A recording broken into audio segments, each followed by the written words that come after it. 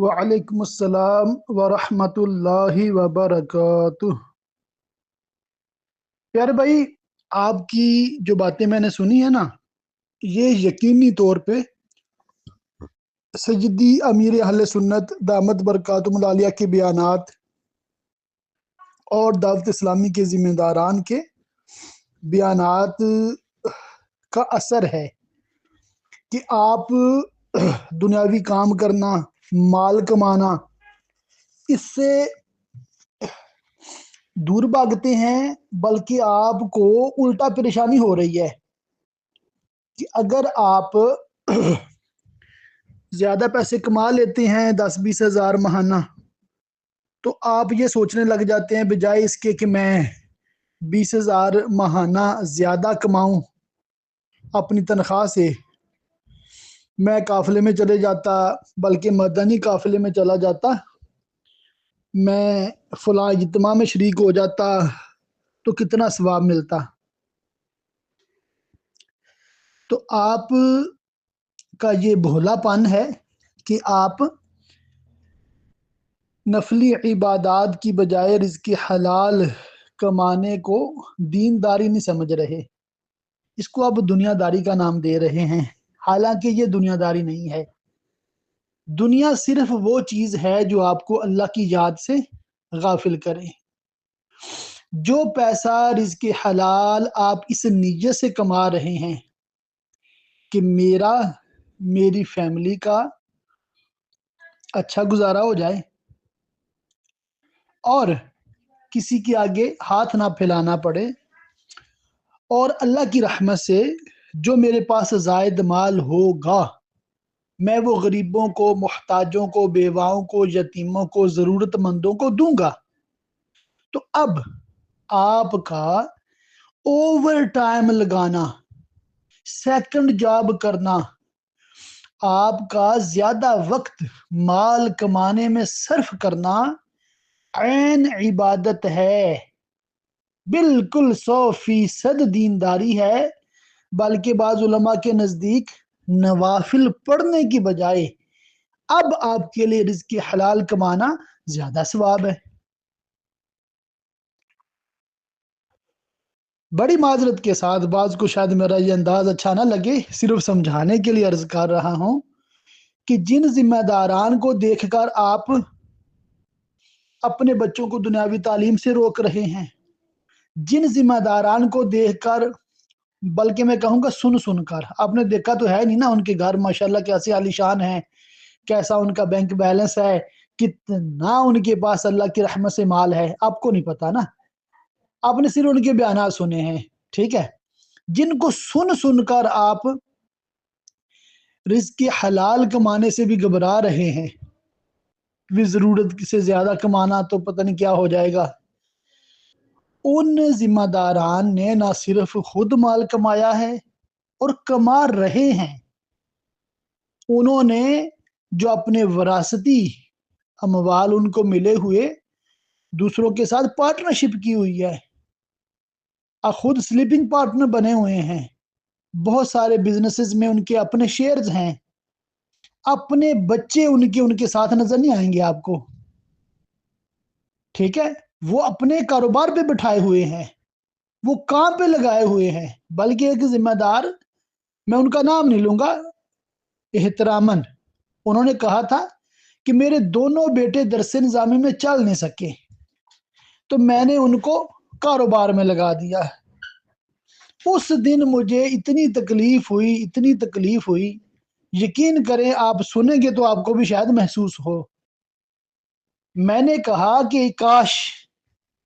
آپ یہ قانون ہر اسلامی بھائی کے بچے کے لیے دعوت اسلامی میں بنا دیتے کہ جن کے بچے درس نظامی میں نہیں چل رہے، جن کو یہ عربی گرامر نہیں سمجھ آ رہی، جو بچے اتنے ذہین نہیں ہیں یا وہ تھیوریٹیکل نہیں ہیں، پریکٹیکل مائنڈڈ ہیں، وہ کوئی ہنر سیکھنا چاہتے ہیں، گھر والوں نے زبردستی جن کو جامعہ بھیجا ہوا ہے،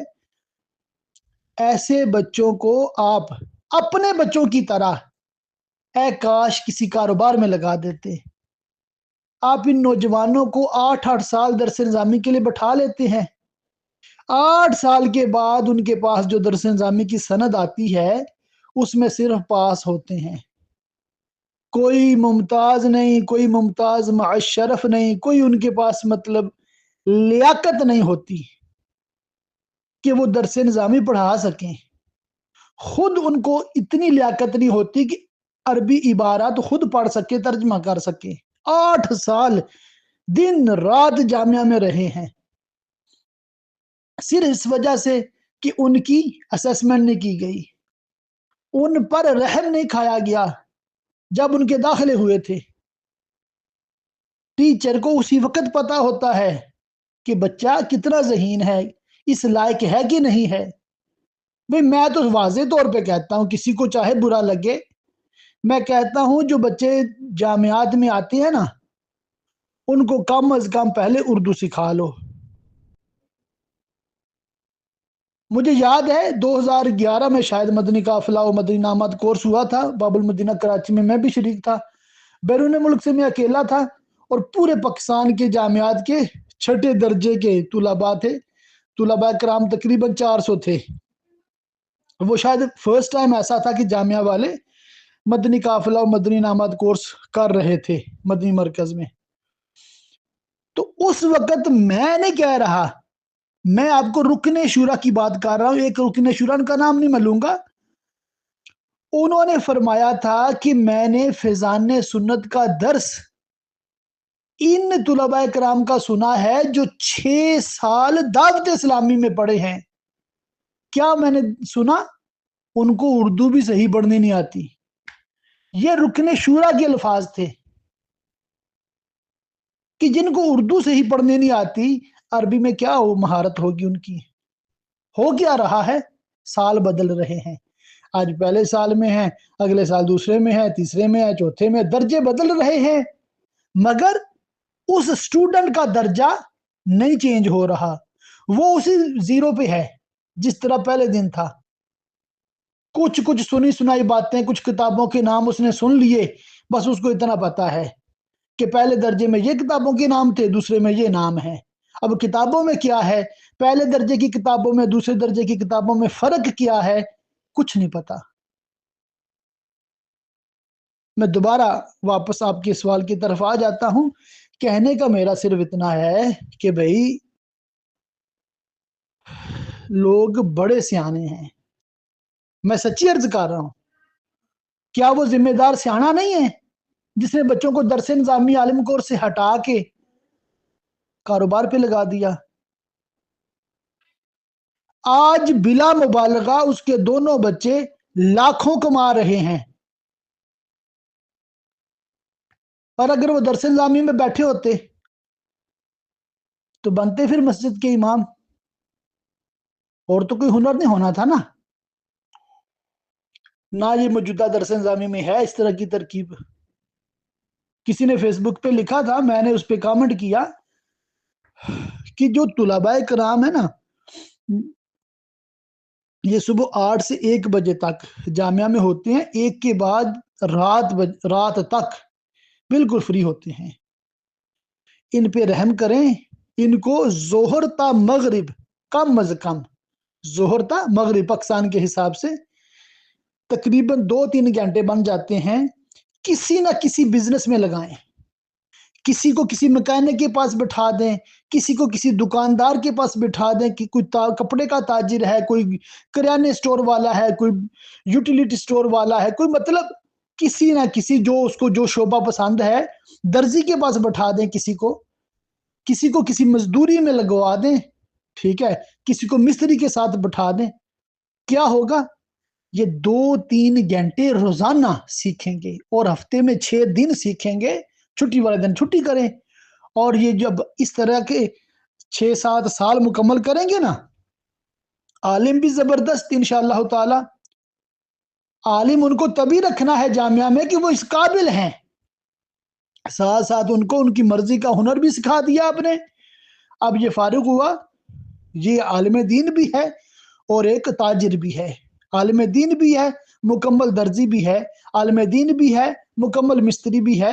یعنی کہ کسی بھی شعبے میں اپنی من پسند میں وہ جا کے لاکھوں کما سکتا ہے، بجائے اس کے کہ وہ 8 سال کے بعد آئے اور بس جی مجھے محلے میں کوئی امامت مل جائے، بس اور کچھ بھی نہیں اس کے پاس۔ تو آپ کو میں صرف اتنا عرض کر رہا ہوں آپ کی وساطت سے، تمام ہی سننے والے بالخصوص دعوت اسلامی والے اور والیوں کو، کہ آپ صرف بیانات پہ نہ جائیں۔ بیانات کا مقصد یہ نہیں ہے کہ آپ رزق حلال کمانا چھوڑ دیں، آپ اپنے بچوں کے لیے فیوچر پلاننگ چھوڑ دیں۔ جو مبلغ اس انداز سے بیان کرتا ہے نا، تو آپ خود سمجھدار ہیں، خود سمجھداری کا مظاہرہ کریں کہ مبلغ کے کہنے کا مقصد صرف اتنا ہے کہ آپ نے گناہوں سے بچ کے زندگی گزارنی ہے، اور نفلی کام کو مبلغ بھی نفلی ہی کہہ رہا ہے، آپ پہ فرض واجب نہیں کہہ رہا، ٹھیک ہے؟ تو آپ ضرور بھی ضرور، بالخصوص جنہوں نے مجھ سے سوال کیا ہے، آپ کا بھی میں نام نہیں لے رہا، آپ ضرور بھی ضرور سیکنڈ جاب کریں، رزق حلال کمائیں۔ فیملی کے ساتھ ہر وقت بیٹھے رہنا کوئی ضروری نہیں ہوتا۔ بچے اسکول گئے ہیں، گھر والے گھر میں کام کر رہے ہیں، والدین مطلب اپنے گاؤں میں ہیں، تو آپ نے گھر آ کے جو موبائل پہ بیٹھنا ہے، گھر آ کے جو آپ نے فیضان مدینہ چلے جانا ہے، 3 3 گھنٹے 4 4 گھنٹے ادھر گپے لگاتے رہنا اپنے اسلامی بھائیوں کے ساتھ، اس کی بجائے آپ کام کریں۔ ماشاءاللہ آپ کی پہلے سے 79,000 تقریباً 80,000 کما رہے ہیں، تو 20,000 مزید آ جائے گا تو کیا گناہ ہو جائے گا؟ کوئی گناہ نہیں، بلکہ ثواب ہوگا۔ میں کہہ رہا ہوں ثواب ہوگا، آپ کو زیادہ ثواب ملے گا انشاءاللہ تعالی۔ 1 لاکھ بن جائے گا نا، جو 20,000 ایکسٹرا آ جائے گا، وہ جوڑنا شروع کر دیں۔ کل بچوں کی شادیاں کرنی ہیں، بچیاں اگر ہیں تو ان کی شادیاں کرنی ہیں، یا کسی بہن بھائی کے کام آ جائے گا، بھائی کسی غریب کو دے دینا۔ تو یوں آپ اپنے آپ کو اگر جائز طریقے سے امپروو کر سکتے ہیں، اپ گریڈ کر سکتے ہیں، 1 لاکھ کی بجائے 2 لاکھ کما سکتے ہیں، ڈو اٹ، کریں، گو اہیڈ۔ تو یہ بالکل نہ سوچیں، ٹھیک ہے نا؟ اور بلا مبالغہ بات کر رہا ہوں، سیدی امیر اہل سنت دامت برکاتہم العالیہ بالکل شاہانہ زندگی گزار رہے ہیں، صحیح عرض کر رہا ہوں، بلٹ پروف گاڑیوں میں آ جا رہے ہیں، بڑے بڑے امیر وہ بھی افورڈ نہیں کر سکتے، ایک ملک سے دوسرے ملک ہوائی جہاز میں آ جا رہے ہوتے ہیں، سنتے نہیں آپ؟ باپا دبئی جا رہے ہیں، باپا ایئرپورٹ سے آ رہے ہیں، جہازوں میں سفر نہیں کر رہے۔ کیا یہ لکشری لائف سٹائل نہیں ہے؟ کیا یہ شاہانہ رہن سہن نہیں ہے؟ پھر ماشاءاللہ ان کا مکان عالی شان کبھی زیارت کا موقع ملے تو وہ بھی بہترین ہے، اللہ کی رحمت سے ہونا بھی چاہیے۔ کوئی بالکل یعنی کہ وہ ٹوٹے مکان میں نہیں رہ رہے کہ جس میں کبھی بجلی ہے کبھی نہیں ہے۔ میری بات سمجھ رہے ہیں، میں جو عرض کر رہا ہوں آپ کو؟ تو براہ کرم آپ بھی اپنا فیوچر سوچیں، اپنے بچوں کا فیوچر سوچیں، اور اس ذہن سے نکل آئیں، ٹھیک ہے؟ اب کہنے کا مقصد یہ ہے کہ جب آپ اچھی جاب کر رہے ہیں، اچھا کما رہے ہیں، اس کے ساتھ ساتھ ٹائم نکال کے ہفتہ وار اجتماع کی بھی پابندی رکھیں، نماز بعد جماعت کا بھی اہتمام رکھیں،